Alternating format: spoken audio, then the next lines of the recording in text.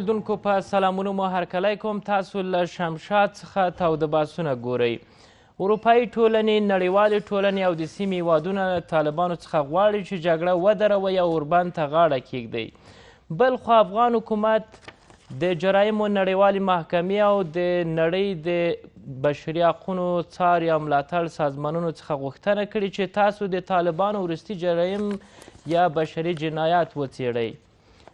بل خوا طالبان بیا وایي چې نه مو څوک برمته کړي او نه مو له چا سره زور زیاتی کړی او تر هغه وخته پورې وسله پر ځمکه نږدو تر څو د مذاکراتو په نتیجه کې د ټولو افغانانو په خوښه یو حکومت نه یې رامنځته سوی او ولسمشر غني له واکه نه یې لرې سوی. د نن شپې بحث مو سوله، جګړه او بشري حقونو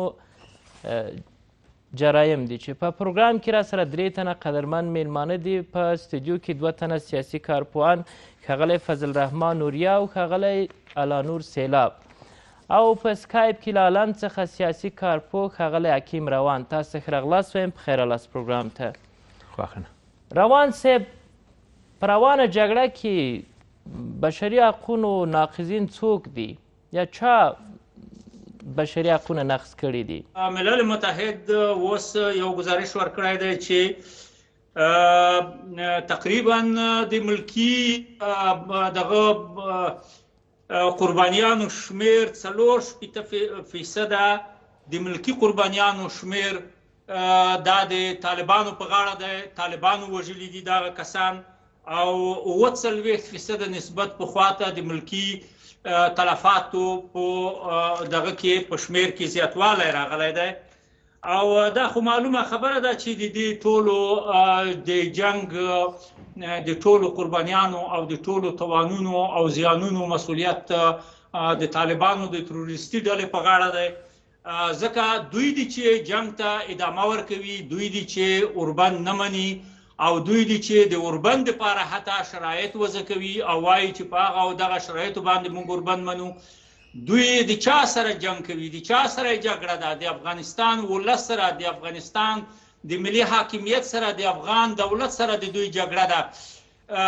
او د دوی تر شا څوک ولاړ دي؟ هغه څوک ولاړ دي چې 40 کاله په افغانستان کې وینې بهوي، یعنی د پنجاب استبلیشمنت، د پنجاب نظامیان، د پاکستان ISI د طالبانو شاته ولاړه ده او جنگ ته یې تحریکوي. روان صاحب، طالبان بیا دغه موضوع ردوي او وایي چې نه مو څوک برمته کړي دي او نه مو له چا سره زور زیاتی کړی.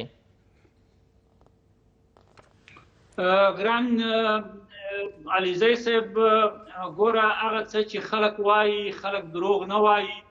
خلک وایي چې طالبانو په سپین بولدک کې 15 نفر د پاکستاني ملیشو او په دستور باندې د پاکستان ته اړولي دي او د 15 کسانو برخلیک نه دی معلوم. همدا ډول د همدغه سپین بولدک خلک وایي چې 350 نفر نور تریتم شوي دي او د 150 کسانو جسدونه پیدا شوي دي. دا هغه کسان دي ګران علیزی صاحب چې طالبانو خطونه ورکړي دي، د عفو فرمانونه یې ورکړي دي، د باوجود یې ایستلي دي. یوازې دغه قاری یوسف احمدي د طالبانو وایي د 2 کسانو د وژلو باندې اعتراف کړی دی چې 2 کسان وژل شوي دي. هغه هم د خپلو دغه منځي دښمنیو په اساس باندې. روان صاحب، همدغه خبره ذبیح الله مجاهد طالبانو ویاندم کړې ده. دوی وایي چې دا پخوا دغه اشخاص چې نن یو شمېر یې وژل سوي، دا د هغه خلکو لخوا وژل سوي چې په 20 کلن حکومت کې پر طالب یا په دغه خلکو باندې ظلمونه سوي دي. نو دا شخصي مسایل دي، موږ نه دي کړي. وایي ګوره، دا شخصي مسایل نه دي، دا له هغې نه وروسته دا کسان وژل شوي دي کله چې طالبانو سپین بولدک نیولی دی. نو دا څنګه کیدای شي چې دا د هغه پخوانیو دښمنیو نتیجه وي چې کله هغه وخت کې نه وژل کېدل او کله چې طالبانو سپین بولدک ونیو دغه خلک ووژل شول، 150 جسدونه پیدا شول. همدارنګه د دغه 2 کسانو په مورد کې چې دوی اعتراف کړی دی، قاری یوسف احمدي ویل دي چې دا 2 کسان وژل شوي دي، موږ څېړنې کوو. د هغې په باب یوه ځایي خبریال احمد الدین دوچ ویلې ته ویلي دي چې دغه 2 کسان د کندهار د ولایتي شورا د غړي فدا محمد افغان زامن چې دواړه یې له کوره وایستل او وروسته ووژل شول. نو ګوره خبره دا ده چې د ولایتي شورا د غړي زامن څوک وژني؟ طبیعي خبره ده چې طالبان یې وژني. او خبره دا ده چې اوس دا د دې حقیقت نه څوک سترګې پټولی شي. ویډیوګانې ټولې دنیا ته رسېدلې دي چې د طالبانو د برید نه وروسته په سپین بولدک باندې د پاکستان نه د پاکستاني یونیفورم کې پولیسان او ملیشې راننوتلي دي د افغانستان خاورې ته او په سپین بولدک کې ګرځي. همدا ډول د لشکر طیبه او د جیش محمد غړي راځي او د آیسای غړي راځي، هلته خلک وژني، ورانۍ کوي او تباهي راولي، زیربناوې له منځه وړي. نو دا حقایق څوک پټولی نه شي. د ولس ملاتړ له طالبانو سره شته او که نه؟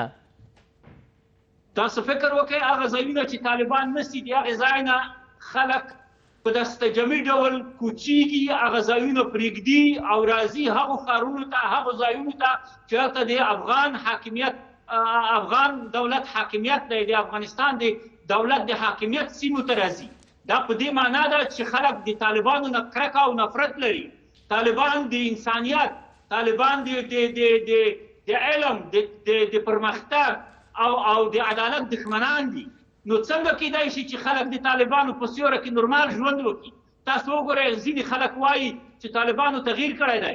ما په خپله هغه ویډیوګانې لیدلي دي چې طالبانو د خلکو انتنونه راخیستي دي او ټول ماتوي او د خلکو ټلویزیونونه ماتوي. دا همغه طالبان دي چې څو کاله مخکې وو، 20 کاله مخکې طالبان دي چې خلک په کوټکو باندې وهل او صحرایي محاکمې. ډېره مننه کوم روان صاحب، بېرته راګرځو تاسو ته. اوریا صاحب، د بشري حقونو نړیوال سازمان راپور خپروي چې په بولدک کې طالبان له 300 نه زیات عام خلک له کورو راباسي، بیا یو نامعلوم ځای ته وړي، بیا په هغه ځای کې یو شمېر له منځه وړي. تاسو دغه راپور څنګه ارزوئ؟ علیزی صاحب، یو مسله چې ډېره دلچسپه او جالبه ده، هغه هم د افغانانو لپاره او هم د نړیوالو لپاره، چې په دا 40 کلنه یا 50 کلنه جګړه کې جنگي جرایم او نقض د حقوق بشر په بېطرفانه ډول چې د ټولو خواو لپاره د منلو وړ وي نه دي څېړل سوي. او زما هیله هم همدا ده چې نړیوال بېطرفه سازمانونه که 40 کلن نه وي، حد اقل دغه تېرو 20 کلونو کې چې جنگي جرمونه سوي او نقص د بشر د حقوق سوی ده، دا باید وڅېړي. او دا مونږ کولی شو چې په مختلفو کټګورۍ باندې وویشو. مثلا په یو ورځ کې 15,000 یا 20,000 طالبان په دشت لیلې کې خاورو لاندې کېږي. دا هیڅ نړیوال سازمان تر اوسه نه ده راغلی، دا یې نه دي څېړلي چې ولې دا کار سوی، عامل یې څوک و، او حتی یو شفایي اتهام هم په چا نه ده ورکړی. اما اوس تازه د دغه روانې جګړې په اړه ټول وایي چې طالبانو نقض کړی بشري حقونه. زه ټولو ته راځم. وخت چې 15-16 طالبان چې هغه اسیران وو، د نړۍ د ټولو قوانینو خلاف په ډله ییز ډول باندې له خاورو لاندې کېږي، آیا له دې نه غټ جنګي جرم نقض د حقوق بشر شته؟ په تېرو 20 کلونو کې موږ داسې اطلاعات لرو چې کیمیاوي او بیولوژیک سلاګانې استعمال سوي دي او تر اوسه پورې آثار شته. له مشرقي موږ داسې ګزارشات درلودل، له هلمند هم سیلاب صاحب ته ښه معلومي، له هلمند څخه مو ګزارشات درلودل. حتی ماشومانو باندې بد تاثیر کړی چې ماشومان وروسته تولدېده او د مور تر بامه پورې دلته استعمال سوي دي. نو جنگي جرایم او نقض د حقوق بشر که هغه امریکا کړی، که هغه حکومت د کابل کړی، که هغه طالبانو کړی، دا نه دي څېړل سوي. دلته سوال وریا صاحب، تاسو وایئ چې په تیرو باندې غور نه ده سوی، نور مجبور دي چې طالبان هم نقض کړي بشري حقونه، ځکه چې تیرو باندې. داسې نه وایم، زه داسې وایم چې دا ټول باید وڅېړل سي. حد اقل که د 50 کلو نه څېړل کېږي، مونږ خو انسانان یو افغانان، ولې دا نړیواله موږ ته د انسانانو په سترګه نه ګوري؟ ولې یو بل هیواد کې جنګي جرایم څېړل کېږي، افغانستان کې نه څېړل کېږي؟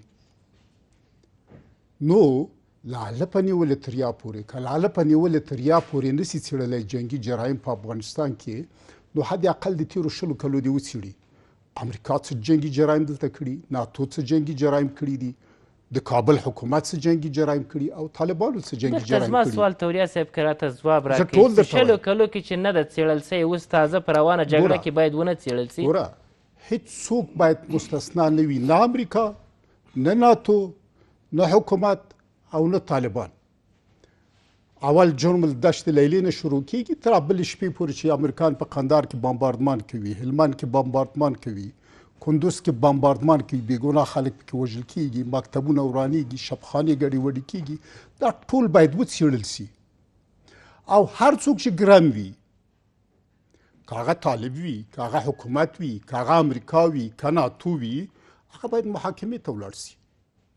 او که نړیواله ټولنه دا کار نه کوي، افغانانو ته نړیواله بشري سازمانونه د انسان په سترګه نه ګوري، نو زما هیله دا ده چې په راتلونکي کې په افغانستان کې نوی اسلامي دولت، نوی اسلامي نظام، نوی اسلامي حکومت جوړیږي، هغه د یو بېطرفانه محکمه جوړه کړي او د تیرو 20 کلونو ټول جنګي جرایم، ټول نقض د حقوق د بشر د وڅېړي، هر چا چې کړی وي، که طالب وي هم را دي سي محکمې ته، که حکومت وي هم را دي سي محکمې ته، که امریکا او ناتو وي هم را دي سي محکمې ته. او که هغه څوک چې د دغه اسلامي حکومت په راس کې راسي خپله مجرم وي، دا به څنګه؟ زه عرض کوم وخت چې محکمه وي هغه به له ټولو نه مافوقه وي. بیا حکومت له منځه ولاړ. ګوره محکمه به له ټولو نه مافوقه وي. اول خو زما هیله نړیوالو سازمانونو ته، که نړیوال سازمانونه نه کوي نو کور دننه بله موږ لار نه لرو چې یو افغاني محاکمې ته، نوي دولت ته سترګې ونیسو.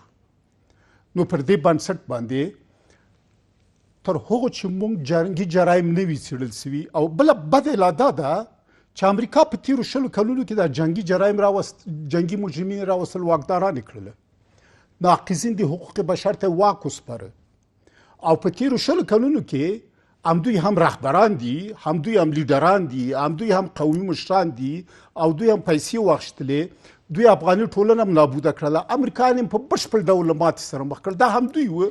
اوریا صاحب دا خو صحیح د اشتباهات و چې ویې نه کړل او باید وسي نه دا باید وسي، اما د اوس دپاره یونما وایي، اروپایي ټولنه، بشري حقونه ټول وایي چې زه د اوس لپاره درته نه وایم، زه د اوس لپاره درته نه وایم وروره، زه درته وایم چې لاله په نیولې تریا باید وڅېړل سي.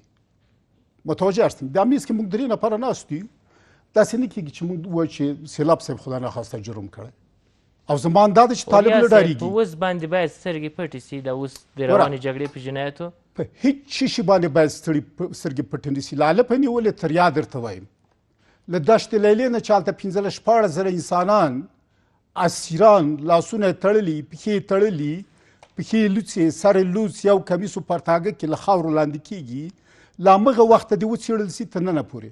زه بیا درته عرض کوم 3 خواوې دي، طالبان دي، حکومت ده، ناتو و امریکا ده. د 3 وړو عملونه دې وڅېړل سي. هر چا چې نقص د حقوق بشر کړی وي، هر څوک چې مرتکب د جنګي جرم سوی وي، هغه د محاکمه سي. علاوه له هغې نه یو بله محکمه دې هم دایره سي. چا په تېرو 20 کلونو کې غلا، چور چپاول کړی، فساد کړی، عامه دارۍ شتمنۍ چور چپاول کړي دي، د خلکو مځکې غصب کړي، د خلکو په ناموس تجاوز کړی، که دا دولت وي، که دا طالب وي، که دا ناتو وي، دا امریکا وي، دا د ټول راوستل سي یو بېطرفه محکمې ته، او بېطرفه محکمې ته د هر یو جواب ووایي که نه. اوریا صاحب مخکې له دې چې وقفې ته ولاړ سو، کله چې طالبان د اسلامي حکومت جوړېدل غواړي، تاسو چې نوی اسلامي حکومت جوړېدل، دوی چې کله کومه سیمه نیسي او وایي چې دا کار موږ نه دی کړی، د شخصي یا داخلي اختلافاتو له کبله رامنځته سوي، دغه وړه سیمه چې دوی نسي کنټرولولی، حکومت به څنګه کنټرول کړي چې دلته بې محاکمې یو بل سره وژل کېږي؟ جناب علیزی صاحب، موږ وایو چې یو بېطرفه نړیوال سازمان، هغه د دې لپاره اوس موږ دلته یو جګړه ده، رواني جګړه ده، حکومت په طالب پړه اچوي، طالب په حکومت پړه اچوي، ناتو امریکا په طالب پړه اچوي. طالب هم نه مني، وایي ما نه دي کړي. نو دلته اوس اړینه ده چې یو بېطرفه محکمه وسیږي، هغه که افغاني وي که نړیواله وي، را دې شي 20 کلن جرم، جنایت، فساد، چور چپاول، غارتګري، رشوت، دا دې ټول وڅېړي. مخکې له دې چې وقفې ته ولاړ سوریا صاحب، دا سمه ده چې طالب یې نه مني، اما دا مني چې دلته که څوک وژل سوي دا د شخصي اختلافاتو له کبله، څنګه د دوی تر کنټرول لاندې سیمه کې د دوی تر سترګو لاندې دغسې خلک وژل کېږي بې محکمې؟ بهترین کار دا ده چې بیطرفه محکمه، بیطرفه نړیواله سازمانونه، بیطرفه نړیواله څارنوالي راسي، شل کلن جرایم د لیلې له دشتې نه نیولې تر ننه پورې دا ټول وڅېړي. مننه هوریا صاحب. او په څنګ دې کې جنایي جرایم هم وڅېړي، غلا، چور، چپاول، رشوت، دا بلډینګونه دا ټول وڅېړي او نتیجه کې حق حقدار ته وسپاري، جنگي مجرم مجازات سي، ناقص د حقوق مجازات سي، هغه چا چې غصب کړی، چور یې کړی، چپاول یې کړی، غارت یې کړی ده هغه هم مجازات ډېره سي. مننه. ولې موږ محکمې ته درناوی ونه کوو، هم افغاني محکمې ته او هم یو نړیواله محکمې ته. مننه کوم. بیرته راګرځو درنو لیدونکو دمه لرو.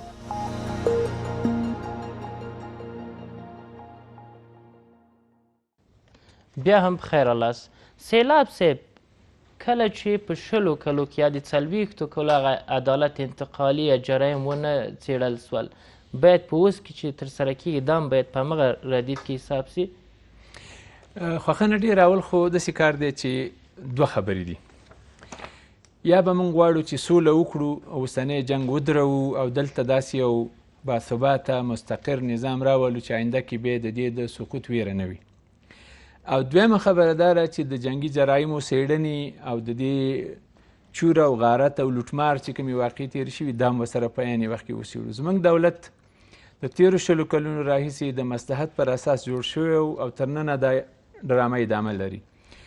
دومره نه دی توانېدلی چې دی په داخل کې چې دا کوم سیاسي ګروپونه د ده سره ناست دي دا په یو سیاسي میدان راټول کړلی شي او په دې قانع کې چې دلته چې ته په دولت کې اوسېږي او د دولت د امکاناتو نه استفاده کوې نو ته به دلته د دولت د ګټو نه او د دې قام او د ملت د ګټو نه دفاع کوې زما سره. دلته سیاسي لیډران ناست دي، د دولت نه مستفید کیږي لیکن د دولت مخالفین دي، د دولت سره جوړ نه دي، د دولت خبرې نه مني. نو په داسې حالت کې چې دولت واقع وي دې وخت کې د یو چا د محاکمې خبره زه فکر کړم چې بې وخته وه. دا د یوه. دویمه خبره دا ده موږ غواړو سوله وکړو. د سولې دپاره باید موږ په آرام او په یو ښه شکل باندې دا موضوع داسې مخ ته بوځو چې ټول اطراف په خپله اعتراف وکړي چې په دې ملک کې زیاتې کړې تیرې کړې دي. ته چې اوس فعلا په دې نه توانېدلی چې ته یو 15 کسه په داخل کې محاکمه کړی چې ستا د دسترخوان لاندې ناستي، ستا د چتر لاندې ناستي، نو ته هم د سولې خبرې کې، هم د مصالحې دپاره وزارت جوړلی، هم هلته د سولې عالي شورا جوړه ده، هم خبرې روانې دي په دوحه کې، او ته بیرته ورځې بین المللي محکمې ته وایې چې راشه د طالب جرایم وڅېړه.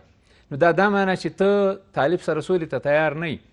دا معنی چې طالب لا تا ته وایي چې ته زما هغه پخوانی نوم چې په تور لیست کې دی هغه راوباسه د هغې ځای نه چې زه تا سره په آزاد شکل خبرې وکړم او زه آزاد سفر وکړی شم، ته چې څومره آزاد ګرځې داسې باید زه هم وګرځم.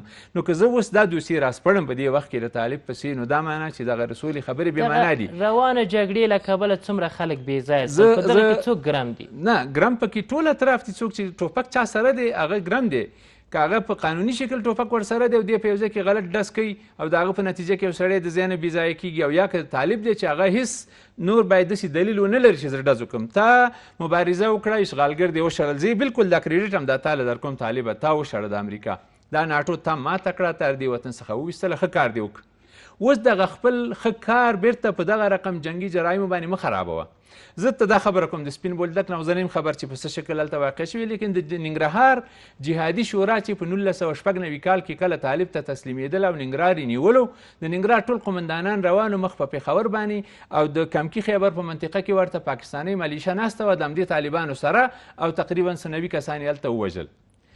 هغه 90 کسان دوی په دې باندې واړول چې دلته د یو قمندان ورور وژل شوی او دا هغه شخصي انتقام اخیستی او داخل کې وژلي دي. هیڅ امکان نه لري چې یو شخصي قمندان دی چې هغه هم تل مدام په نشه کې ډوب په یو ځای کې ناست دي او په داسې ورځ باندې دی د دې ټولو حالاتو نه خبر شي او راشي په کمکي خیبر یا ډکه کې کیني او د خپل ورور د انتقام دپاره دی 90 کسان هلته حلال کې ویوژني.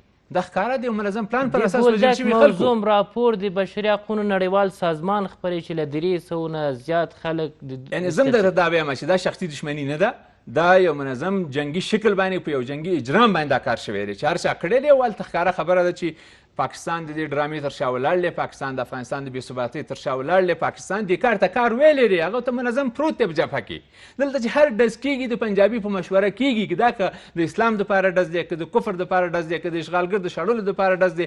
پاکستان په دې کې یو طرف دی ښکاره خبره ده. زه د دې تېرو 40 کلونو خو زه شاهد یم چې دلته پاکستان څه رقم رولونه لوبول. د دې ځای نه خلک ولې مجبورېدل چې پېښور ته اول لاړ شي، او پېښور کې ولا تیار پاکستان تنظیمونه جوړ کړي، په قطار ناست وو. موږ جز د هماغه تنظیمونو هم وو، موږ پکې یو د تنظیم نه کارت اخیستی وو. دا شیونه خو د پاکستان په پلان کیدل. داسې خو نه وه چې پاکستان هلته وده ناست و، بین المللي ټولنه راغلې وه، د روسانو سره یې جګړه وه. د پاکستان صاحب منصبان هم دا وایي چې ما د امریکا په کومک باندې په افغانستان کې روسیه ماته کړه، ما د امریکا په کومک باندې په افغانستان کې امریکایي له ماتې ورکړه. دا کریډټ هم دی اخلي. دا زموږ په زرهاو خلک چې پکې ووژل شو، کورونه هم پکې وران شو، کریډټ باید پنجابي واخلي. دا چې د طالبانو په نیول سوي سیمه کې دوی تر کنټرول لاندې خلک د دوی په نظر د شخصي اختلافاتو له کبله چې د حکومت په 20 کلن واکمني کې هلته وژل سوي، بیرته دوی غچ واخیسته. خپله د طالبانو هغه شعار چې موږ د اسلامي حکومت تر راتګه پورې وسله نه ږدو، څومره د دوی واکمني تر سوال لاندې راولي؟ اسلام په دې موضوع کې هیڅ مطرح نه دی. دلته هیڅ جګړه د اسلام د مقدس دین د ارزښتونو د احکامو په رڼا کې نه ده شوې. دلته شخصي او څو کسانو ته قدرت په لاس باندې یو چا ورکړی دی چې ودرېږه میدان کې وژنه دغه خلک. دا د اسلام پورې سر نه لري. زه چې ورته څومره ګورم، دلته د دین هیڅ حکم په عملي شکل چا نه دی عملي کړی، او نه میدان کې د اسلام د احکامو پر اساس باندې حرکت کړی. دا شعار ورکوي چې تر اسلامي حکومت راتګه پورې شعارونه خو موږ تنګ کړو. شعارونه خو دلته د خلکو دیموکراتیک ګوند هم ورکول چې کور ډوډۍ کالي دې خلکو ته ورکوو، کور یې ورته ګور کړه، ډوډۍ ورته زار کړله، د جامو نه اخلاص کړل. خلک په پردو ملکونو کې په خیرات خواره کېنول، 8 میلیونه خلک د وطن څخه وتېري دغه کمونیستیک ودتا د لاسه. نو که دلته دا شعارونه داسې رښتیا شعار او عمل سره یو شی وي، نو موږ هم په دې رسو کله چې طالبان اسلامي حکومت په عمل کې نه غواړي، د چیش دپاره جنګ کوي؟ نو دا خبره خو اوس ډېره اوږده خبره. زه دا وایم که موږ غواړو چې اول د هر څه نه مخکې جنګ ختم کړو، نو دا رقم تخریشداري خبرې نورې بندو. طالب ته ته راځه اول کښېنه، دا جنګ بس که سوله وکړه، ما او تا په یو میدان کې سره کینو، بیا به سره دلته کینو چې نظام به سره کمی د افغانان به دا نظام ټاکي. طالبان عملا وایي چې تر هغه وخته وسله نه ږدو چې رئیس جمهور غني له واکه لرې نیسي او د افغانانو په خوښه حکومت نه رامنځته سوی. نو د افغانان به اوس څوک تعبیروي چې کوم سړی افغان دی کوم نه دی، او دا حکم څنګه د افغان په نوم باندې ونومول شي. نو طالبه تا سره څو فیصده افغانان دي؟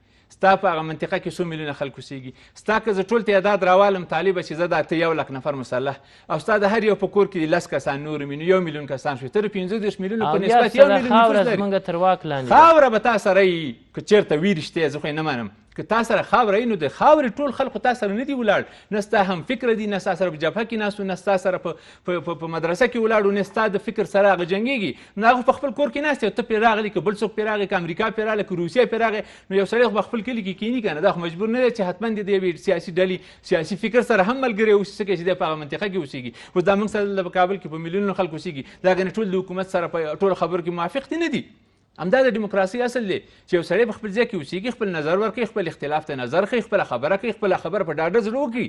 که د سیاسي مخالف سره مخالفت پکې وکړي نو زه دا وایم طالبه ته به هم تخریشداري خبرې بندې کړي، او دا د مسؤلیت نه به تښتې نه. حکومت هم مسؤل دی، حکومت باید هم ووایي طالب ته چې راشه ما ته باید اول دا جنګ ختم کړو. د جنګ د ختمولو دپاره تخریشداري خبرې دا نامناسبې دي. موږ باید کینو دلته. دغه روان وضعیت کې چې تاسې ګورئ کوم خوا خپل مسؤلیت ادا کړی؟ زه درته داسې وایم ګوره ښایي زه به ته یوه لطیفه غوندې وایم. په چین کې چې دا ماشوم پیدا کېږي نو په هغې باندې درې ګونې نومونه ږدي، لکه لی جی پینګ، لکه ډنګ ډینګ، نو دا د چینایي نومونه دي. نو د یو چا کره ماشوم شوی رنګ یې تور، په هغې نوم کېښود سمثینګ رانګ.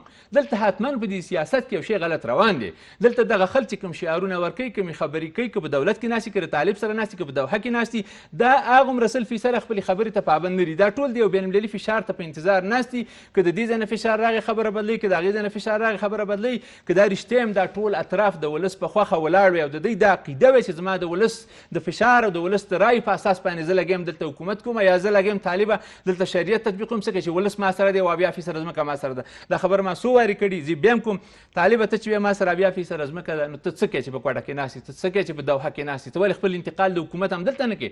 خاوره سره ټوله نشته، ته کنټرول نه لري، حاکمیت نه لري. ته په یو داسې ځای کې چې هلته ستا هغه منطقه ساورن سټیټ ورته وویلی شي چې ته په خپله خاوره مطلق حاکم اوسي او خلک هم تا نه خوشحاله اوسي، هغه ته نه یي. ته خدماتو دپاره هېڅ هم نه لري. دا یو 20 ورځې کېږي ګمرکونه تا سره دي، دا روپۍ به ورکي، دا به یو څوک لوټمارو ځان سره وړي، دا چې اوس کوم عایدات راځي د طالب لاس ته، دا 1 روپۍ هم دغه منطقو په خو پرمختګ د دغه منطقو د خلکو د ژوند په ښه والي نه لګېږي. نو زه دا وایم ګوره دا موضوع باید په قلاره وڅېړو. دا داسې نه کېږي په یو بحث دوه بحثونو باندې دا موضوع نه حل کېږي. دا تاسو وایئ جنګي ژبه باید ونه کارول سي. یو اړخ ته حکومت تاسو ملامت کړ، بل اړخ ته دوی چې وایي تر هغه وخته پورې چې رئیس جمهور غني له واکه نه یې لرې سوی. رئیس جمهور غني به دوره پوره کوي، دوره په چل کې پوره کېږي. لګېره طالبه ته راشه، تا 20 کاله انتظار وکړو چې امریکا وشړي، ودې که نه تا دلته لګی چې د شریعت د تطبیق دپاره ته اوس پلانونه جوړې. نو د شریعت د تطبیق دپاره چې ته ډزې کې ځان هم وژنې بل هم وژنې، انفجار او انتحار نه دې کار اخیستی دی چې بیا ته راشې او نظام په لاس کې ونیسې او بیا شریعت تطبیق کړي. نو د دې ډزو د ضرورت چېرې 3 کاله والا صبر وکړه که نه. د صبر په نتیجه کې راشه بیا دلته شریعت تطبیق کړه، بیا انتخابات وګټه، بیا چې په هره لار راځي. ته خو دغه صبر چې ته اوس په جنګ مصرفې چې زه قدرت ته ورسېږم، کېدای شي 3 کاله ونیسي، کېدای شي 10 ونیسي، کېدای شي سره ونه رسېږي قدرت ته. نو دغه ته چې دومره انرژي مصرفې په خپل وژلو د بل په وژلو چې بیا قدرت ونیسي او بیا دین تطبیق کړې، صبر باندې تطبیق کړه. که نوی اسلامي حکومت رامنځته کېږي او بیا دوی محاکمه کوي، څه فکر کوي چې په هغه کې به هغه عدالت تطبیق سي چې د غیب ویل مې چا سره نشته چې یو کال بعد به سره کوم حکومت راځي، 10 کاله بعد به سره هم راځي.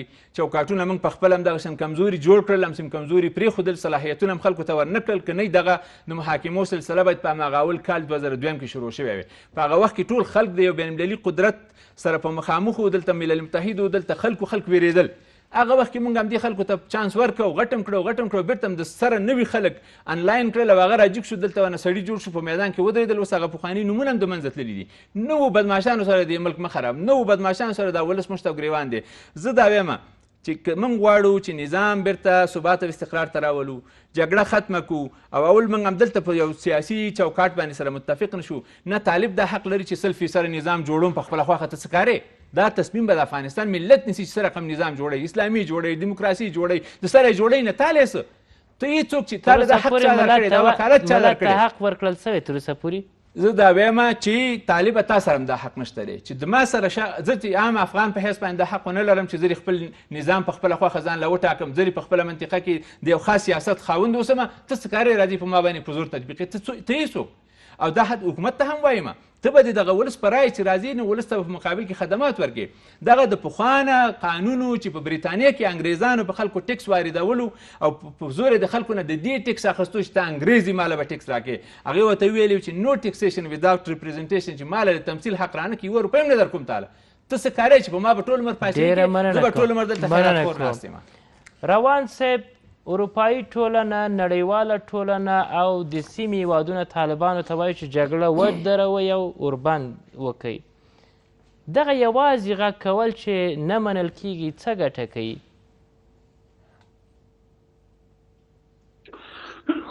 محترم ستانکزی صاحب، مخکې له دې نه چې ستا دې پوښتنې ته راشم، یو څو ټکو ته اشاره کوم په کومو باندې چې محترم وړیا صاحب تماس ونیو.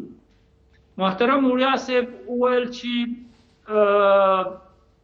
هغه کسان د محاکمې ته کش شي چې دشت لیلي کې جنایات سرته رسولي وو. په دې کې شک نشته چې په دشت لیلي کې یو زړه بګنونکی جنایت سرته رسیدلی دی او دا بشري جنایت دی. دا باید حتما باید محاکمه شي هغه جنایتکاران چې په دې جنایت کې لاس درلود.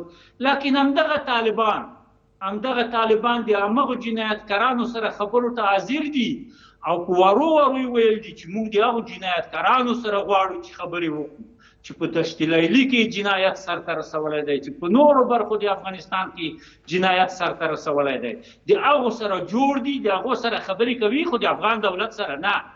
همغې امریکا سره دوی خبرې کوي چې دوی یې د حاکمیت نه وشړل او په ډېره بې شرمۍ سره او ټول یې کش کړل ګوانتانامو ته. د هغې سره کینی، خو د افغان دولت سره جوړه او اوربند نه کوي، د هغې سره اوربند کوي د امریکایانو سره. همدغه کسان چې دوی وایي چې موږ د دې کسانو سره کینو، د سیاسیونو سره کینو، په اصطلاح سیاسیون، خو دولت سره نه کینو. همدغه سیاسیونو لکۍ هم عمل ته په آیسای کې بندي دي. ځکه طالبان غواړي چې دوی سره خبرې وکړي، دوی سره نتیجې ته رسیدای شي، غواړي چې دوی سره نتیجې ته ورسي. دغه وویل محترم وړیا صاحب وویل چې دوی لاستړلي کسان ووژل په دشت لیلي کې. پرون په هغه کې په شکردره کې 6 نفر لاستړلي طالبانو ونیول. لاستړل یې ووژل، سترګې ترې وایستې او ژبې یې ترې لنډې کړي. د دې جنایتکار او د هغې جنایتکار څه تفاوت دی؟ د دشت لیلي د جنایتکار او د شکردرې د جنایتکار تفاوت په څه شي کې؟ خبره دا ده روان صاحب، وریا صاحب وایي که چیرې محاکمه یا که چیرې جرایم څېړل کیږي باید د 20 کلو د 40 کلو که نه د 20 وڅېړل سي بیا د دام. زه وایم چې د 20 کالو نه د 40 کالو جنایت 40 کاله کېږي دلته په دې افغانستان کې وینو کېږي. د 40 کالو جنایت باید وڅېړل شي، ټول باید وڅېړل شي، یو په یو باید وڅېړل شي. هیڅ جنایتکار باید د محاکمې نه خلاص نه شي. او راځو دې خبرې ته چې اروپایي ټولنه په طالبانو باندې غږ کوي چې باید اوربند وکړي. دا خو ټوله ورځ هم اروپایي ټولنه وایي، هم امریکا وایي، هم افغانستان خلکو چیغې اسمان ته ورسېدې چې و طالبانو که خدای پیژنئ، که اسلام پیژنئ، که خپل انسانیت پیژنئ، که افغانیت پیژنئ، کینئ خبرو ته. ګوره په افغانستان کې رسم دی خلک دوه ډلې چې سره په جنګ شي هغوی یو دریمه ډله راشي یا ته په منځ کې تیږه کېږدي، سوله وکړي او د خبرو له لارې تفاهم ته سره ورسېږي. لاکن طالب نه تیږه مني، نه پښتو مني، نه شریعت مني، نه د دنیا اصول مني. روان صاحب کله چې دا ډول خبرې په وار مونږ کتلې چې نړیوالو کړي دي، سیمې هېوادونو کړي دي په مختلفو ادرسونو چې وربند وکړي، جګړه ودروئ، اما چې نه منل کېږي ګټه د دې خبرو څه شی ده چې باید وویل سي؟ په هر صورت د اوربند غوښتل او د سولې غوښتل یو حق دی. باید د دغه حق آواز باید خاموش نشي، دا باید هر وخت وویل شي چې باید اوربند وشي. او هغه څوک چې اوربند نه کوي باید بینالمللي جامعه د هغه باید محکوم کړي، په هغې باندې باید بندیزونه ولګوي. او د دې اوربند نه منلو او د دې جګړې دوام لکه څنګه چې سیلاب صاحب وویل چې دلته د هر ډز شاته پنجابی ولاړ دی، د هر ډز شاته آیسای ولاړ دی، د دغې جګړې شاته آیسای ولاړ دی. تر ټولو د مخامخ کېدې نه چې ګورئ زه یوه خبره درته کوم، که چیرې په پاکستان باندې که پاکستان تور لیست ته شامل شي د تروریزم د حمایت تور لیست ته، په هغه صورت کې که په یوه میاشت کې اوربند ونه شو، په یوه میاشت کې په ټول افغانستان سراسر افغانستان کې سوله ونه شوه، ما په دې چمن حضوري کې سنګسار کړي. زه درته وایم چې ټوله جګړه پاکستان کوي. روان صاحب کله چې طالبان جګړه نه دروي یا اوربند نه کوي، دوی په خپل واک نه دي چې دغسې یوه پرېکړه وکړي؟ بلکل دوی په خپل واک کې نه دي. ګوره طالبانو ته ISI یوه بله ډله روزلې ده د خټک طالبانو په نوم باندې، او هغه په میرامشاه کې چې هلته د طالبانو د میرامشاه شورا ده، او همدا ډول په کوچلاخ کې چې هلته د طالبانو د کویټه شورا ده، هملته روزل کېږي. دا د دې دپاره روزل کېږي چې که چیرې کوم طالب د ISI د فیصلو نه د ISI د پرېکړو نه سرغړوي، هغه باید د دغه طالبانو په واسطه باندې ترور کړي او ویې همدغه طالبان د دوی سره یو ځای صفوفو کې د طالبانو په صفوفو کې راځي، په افغانستان کې د افغان دولت په ضد باندې جنګېږي او همدا کنټرول ساتي په همدغې طالبانو. روان صاحب د سولې پروسه روانه ده او ټول دې ته خوشبینه دي چې باید په سوله باندې توافق وسي تر څو موږ دایمي سولې ته ولاړ سو، جنګ ختم سي. د سولې په دغه جریان کې بیا دا ډول خبرې چې هره خوا یو بل سره تورنوي چې ناقض د حقوق بشر ده او جرایم یې ترسره کړي دي، دغسې وضعیت کې د سولې په څنګ کې د جګړې خبرې سوله کومې خواته بیایي؟ ګران علیزی صاحب جګړه جنایت ده، او دا چې جګړه کېږي جنایت کېږي، دا خپله جګړه جنایت ده. د څه شي جګړه؟ کومه جګړه؟ طالبان څه غواړي؟ نوی اسلامي دولت؟ یعنې دوی افغانستان ته نوي کلمه راوړي، نوي اذانونه به کوي، نوي لمنځونه به کوي، نوي قبله یې کشف کړې ده طالبانو. څه خبره ده؟ اسلامي خبره نه ده. لکه څنګه چې سیلاب صاحب وویل دا د دین خبره نه ده، دا استخباراتي جګړه ده. پاکستان یې د افغان دولت او افغان ملت په ضد باندې مخ ته و. دا د دین جګړه نه ده، دا د افغانیت جګړه نه ده، دا د انسانیت جګړه نه ده، دا د افغانیت، انسانیت او اسلامیت ډېره مننه کوم روان صاحب له تاسو نه. اوریا صاحب که چیرې طالبان یا 20 کاله تاسو حکومت په دې باندې ګرام کړ چې دلته جرایم ترسره سوي، نو که طالبان هلته دلته اوس نه محکمه کېږي، هلته خو بیا دوی د همغه مجرمینو سره کینی، ولې د حکومت سره نه کینی؟ بخښنه غواړم، ما وویل چې په تېرو 20 کلونو کې ټولې خواوې، که هغه ناتو ده، که هغه امریکا ده، که هغه د کابل حکومت ده، که طالبانو ده، یو بېطرفه نړیوال سازمان دی راسې د دوی کړنې دي وڅېړي. دا ډېره ساده لار ده. او که دا هم نه کېږي، راتلونکی اسلامي دولت چې جوړېږي نو هغه به ځواکمن وي، هغه به مقتدر وي، هغه د یو محکمه دایره کې حد اقل جنایي جرمونه خو دې وڅېړي، هر چا چې کړي وي هغه باید محاکمه سي بدون له استثنا نه. دغه راتلونکی اسلامي حکومت به څه ډول وي؟ تفاوت بې له دغه حکومت څه شی وي؟ زه اوس راځم. تا مخکې د روم جلسې ته اشاره وکړله. د روم جلسه ډېر واضح پیغام لري. هغه پیغام یې دا د افغانانو ته وایي چې تاسو یو موقت حکومت جوړ کړئ، تاسو یو سراسري ډزبندي وکوئ او وروسته له هغې بیا په یو نهایي حکومت باندې قانون باندې کار وکوئ. دا چې ناتو، امریکا، انګلیس، اروپا راځي ټول وایي چې تاسو موقت حکومت جوړ کړئ، دا په دې معنی ده چې د ټولو یو اجماع ده د دوی په مابین کې چې له ډاکټر صاحب غني سره خدای پاماني وکړي. او پرون پنجشنبې په ورځ دوی ورسره رسما د له ډاکټر صاحب غني سره خدای پاماني وکړله، ځکه دوی وویل چې باید موقت حکومت جوړ شي. وخت چې موقت حکومت جوړېږي طبیعتا ډاکټر صاحب غني هلته شتون نه لري، نو ډاکټر صاحب غني باید له ارګ څخه ووځي. دا چې امریکا، ناتو او اروپا په دې باندې باوري سوې ده چې نور باید له ډاکټر صاحب غني نه ملاتړ ونه کوي او له نوي تغییر و تحول نه موقت حکومت نه ملاتړ وکوي، دا یو مثبت ګام ده. اما راځو موقت حکومت ته.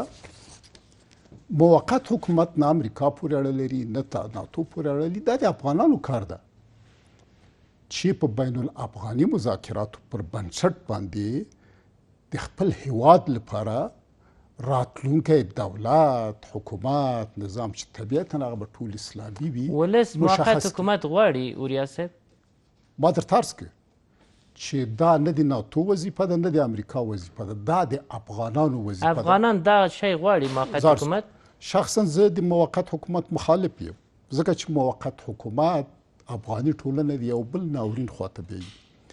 دغه جنګ تاوتریخوالی اوږدوي.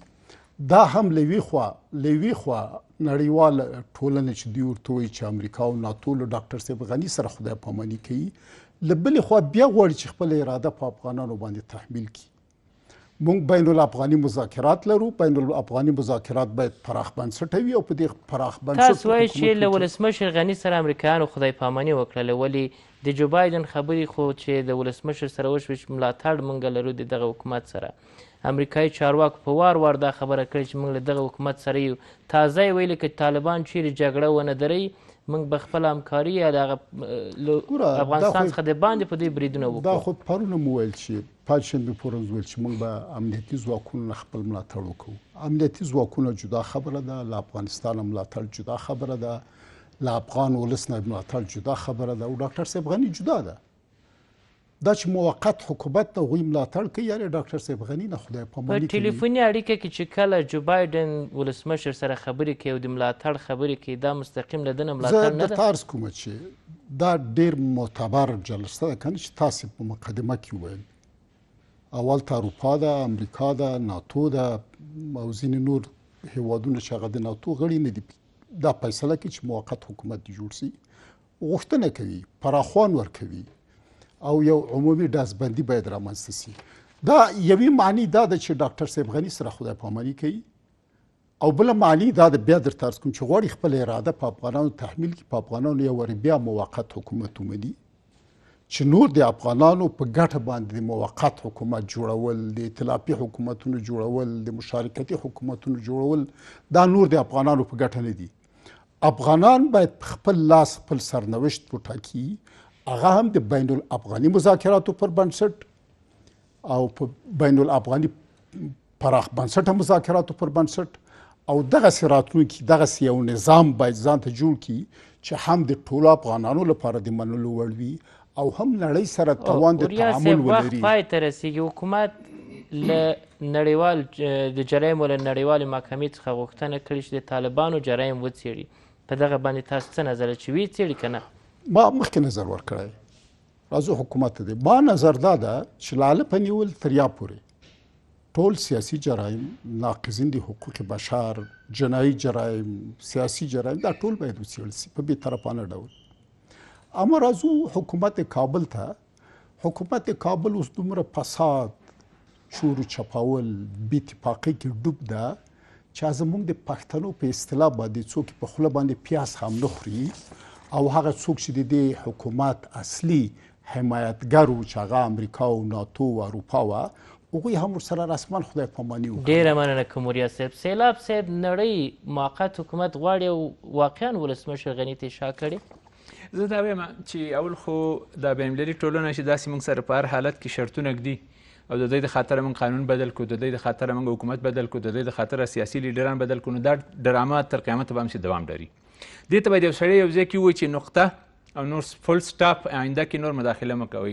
په کار دا وه په دې تېرو 7 کلونو کې چې موږ دومره په خپلو پښو باندې دا نظام ودرولی وی چې بل چا شرطونو ته هم سر نه وی ټیټ کړی، تر هغې پورې چې نظام د بل چا کومک ته په انتظار ناست وي، که هغه نظامي کومک ته کې اقتصادي دی، دا شرطونه دا وړاندیزونه به را روانې چې ته دا لرې که هغه راوله.